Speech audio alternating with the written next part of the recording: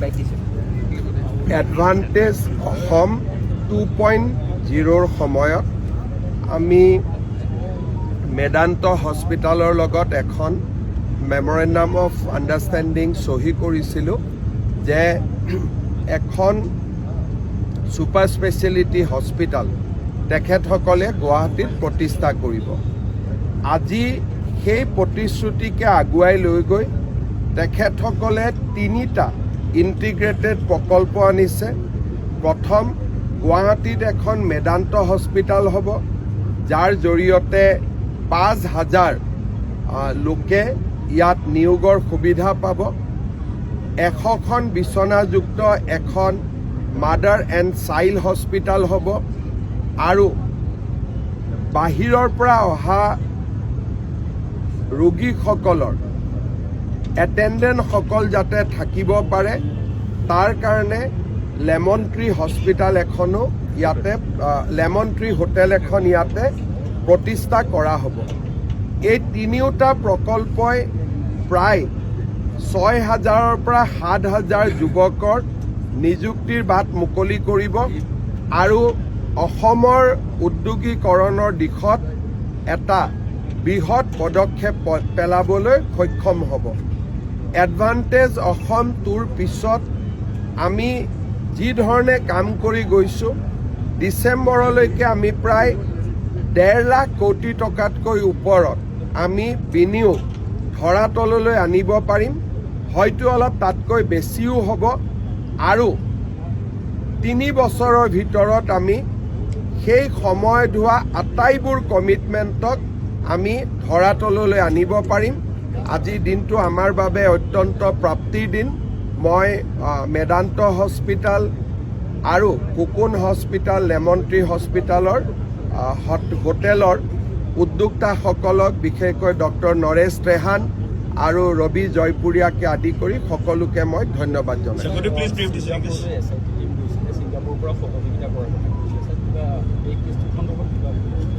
Singapore চৰকাৰে যেতিয়া আমাৰ SIT টীমটো গৈছিলে, তাত আমাক তেওঁলোকে সহযোগিতাৰ আশ্বাস দিছিলে।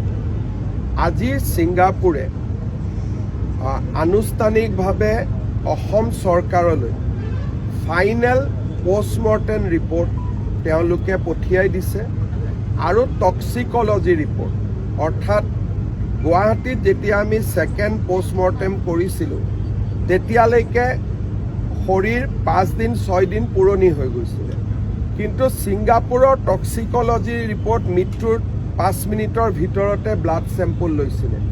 গতিকে সেইটো বহুত বেছি অথেণ্টিক হয়। আজি মোক আমাৰ অফিচাৰসকলে জনোৱা মতে ছিংগাপুৰ চৰকাৰে এমলেট মিউচুৱেল লিগেল এছিষ্টেন্স নীতিৰ অধীনত আমাক তেওঁলোকে পষ্টমৰ্টেম ৰিপৰ্ট, সাগৰৰ লগত জড়িত তেওঁলোকৰ নীতি নিয়মসমূহৰ বিশদ বিৱৰণ আৰু টক্সিকলজি ৰিপৰ্ট 3টাই আমাক পঠাই দিছে, যিটোৱে আমাৰ ইনভেষ্টিগেশ্যনত বহুতখিনি সহায় হ'ব। আৰু ছাৰ, জুবিন গাৰ্গৰ চিনেমাটো ৰৈ ৰৈ বিনালে সমগ্ৰ অসম তথা উত্তৰ পূৰ্বতে চলিছে। আপুনি ছাৰ কেতিয়াকৈ চাব? মই যেতিয়াই চাব যাম, মোৰ লগত 20জন 25জন ছিকিউৰিটিও সোমাব আৰু অনুৰাগীসকলে হলটোত বহি অশান্তি পাব। সেইকাৰণে মই সিদ্ধান্ত লৈছোঁ যে কেইটামান দিন পিছত ভিৰ কমিলে আমি সকলো মন্ত্ৰী, বিধায়ক আৰু শুভাকাংক্ষীসকলক লৈ একেলগে আমাৰ আইডো চিনেমা হল আছে, আছাম ফিল্ম ফাইনেন্স কৰ্পৰেশ্যনৰ ফিল্ম ডেভেলপমেণ্ট কৰ্পৰেশ্যনৰ, তাতে আমি সকলোৱে বহি উপভোগ কৰিম। প্ৰথমতে VIP সকলে গৈ চোৱাতকৈ সাধাৰণ ৰাইজে চাব লাগে, কাৰণ তেওঁলোকে অধীৰ আগ্ৰহেৰে অপেক্ষা কৰিছে। আমিতো চোৱাৰ বহুত সুবিধা পাম। অন্ততঃ প্ৰথম এসপ্তাহ সাধাৰণ ৰাইজক মন্ত্ৰী বিধায়কে দিগদাৰ নকৰিলে ভাল। স্যাৰ, মেট্ৰিক সিনেমা হলে ৰাতিপুৱা ঠিক 4:25 মিনিটত প্ৰথম শ্ব আৰম্ভ কৰিছে। যথেষ্ট আসলে অনুৰাগী ভিৰ কৰিছে। এইটো চব এইখন জুবিনৰ শেষ চিনেমা, গতিকে সকলো জুবিনৰ অনুৰাগীয়ে চিনেমাখন চাব চেষ্টা কৰিব। ৰাতিপুৱা শ্ব' দিয়াৰ কাৰণে, ৰাতি শ্ব' দিয়াৰ কাৰণে সকলোৱে সুবিধা পাব। আৰু মই ভাবোঁ যে চিনেমাখন চোৱাৰ ক্ষেত্ৰত চিনেমা হলসমূহে যিমানেই ৰাইজক সহযোগিতা কৰিব পাৰে, সুবিধা কৰি দিব পাৰে, সিমানেই ৰাইজে চিনেমাখন চোৱাত সুবিধা পাব। Sir, the postmortem report from the Singapore authority, will the SIT able to submit this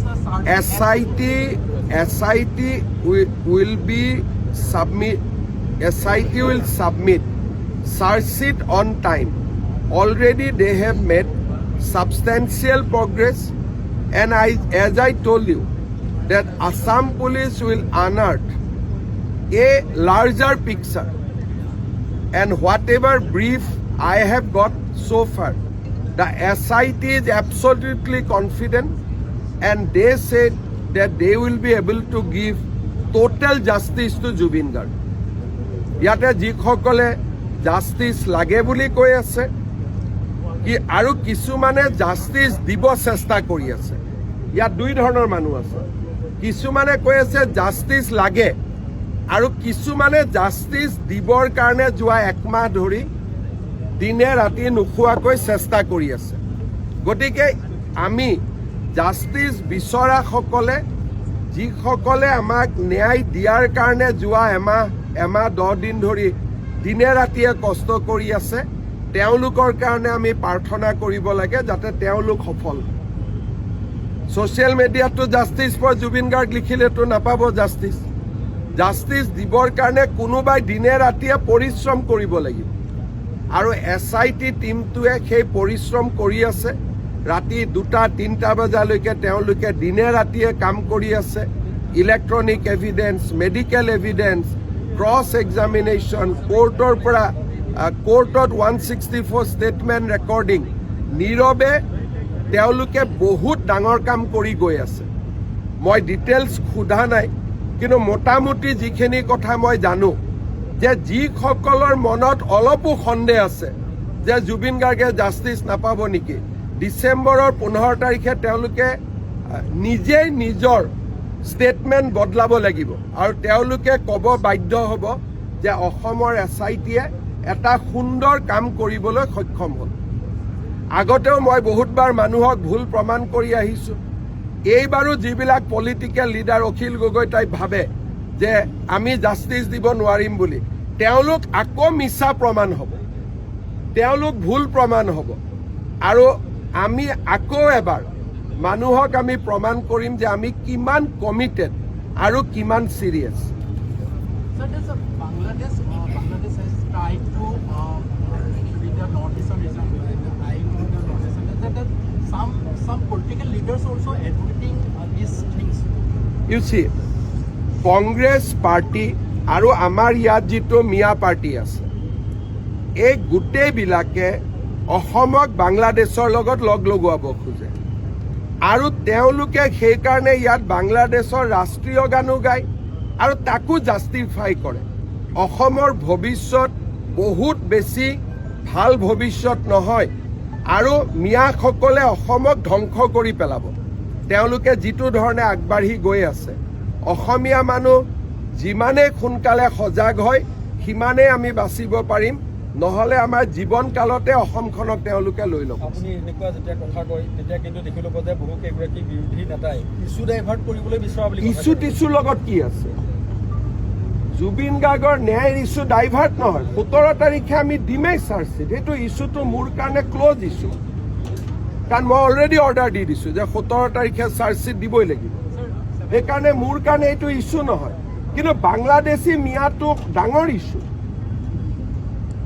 মাটি যি দখল কৰিছে, ছোৱালী উঠাই লৈ গৈছে, সেইবিলাকৰ লগত জুবিন গাৰ্গৰ তুলনা নহয়। সেইবিলাক হ'ল আমাৰ জীৱন মৰণৰ সমস্যা। আমি ক'ত জীয়াই থাকিম? এইটো ইছ্যু ডাইভাৰ্ট হ'ব নোৱাৰে।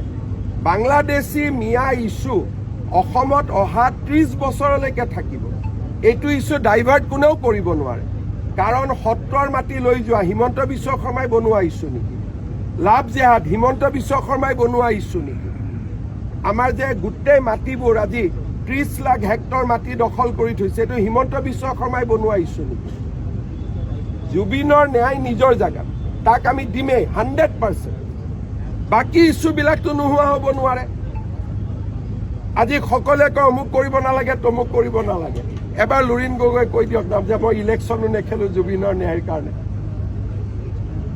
এই যে ন্যায় পাৰ্টি এটা আছে অৰিজিনেলখিনি বেলেগ প্ৰকৃত অনুৰাগীখিনি বেলেগ যিখিনি ডুপ্লিকেট ন্যায় পাৰ্টি জীৱনত জুবিনক সমালোচনাই কৰি থাকিলে এদিনো জুবিনৰ ভাল কথা নকলে এই ডুপ্লিকেট ন্যায় পাৰ্টিটোৱে কৈ দিয়কচোন মই ইলেকশ্যন নেখেলো বুলি ইটো হ'ব নালাগে সিটো হ'ব নালাগে লগত ইলেকশ্যনো নুঠো বুলি কৈ দিয়ক কয় বোমা ফুটাব নালাগে পূজা কৰিব নালাগে ইটো কৰিব নালাগে সিটো কৰিব নালাগে লগত অখিল গগৈয়ে কৈ দিয়ক যে এবাৰ ইলেকশ্যনো হ'ব নালাগে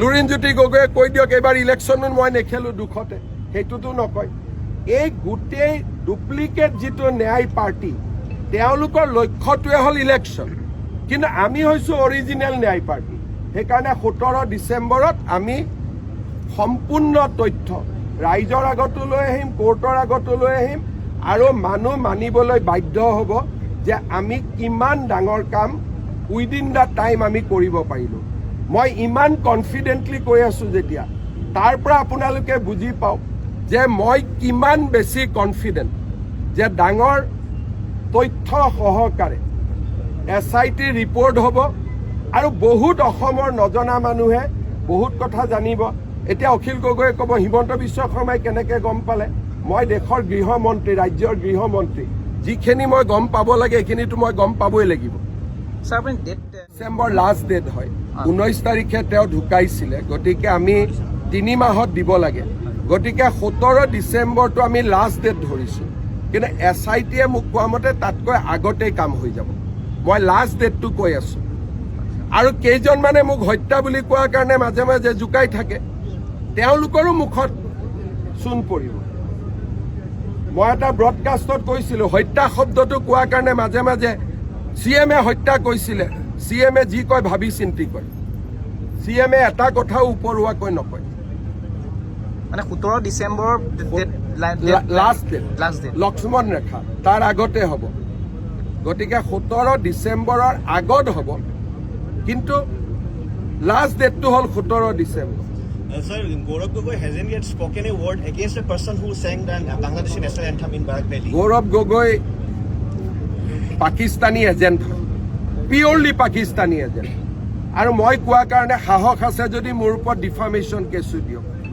হি is a pure Pakistan agent মোৰ লগত যিমান তথ্য আছে মই যিদিনাখন আপোনালোকক দিম সিদিনাখন আপোনালোকে গম পাব হি is A 100% Pakistani agent He has been planted by foreign power in the state of India, in our country. He is a planted person.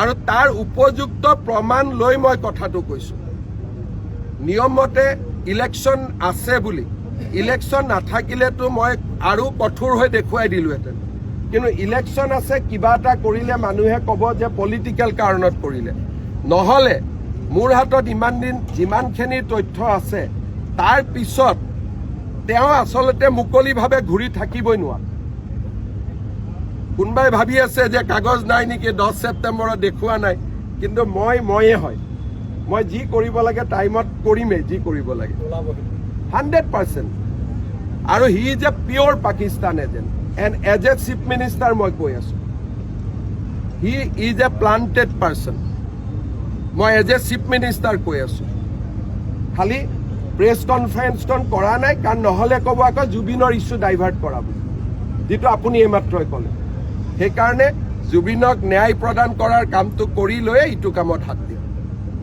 হ'ব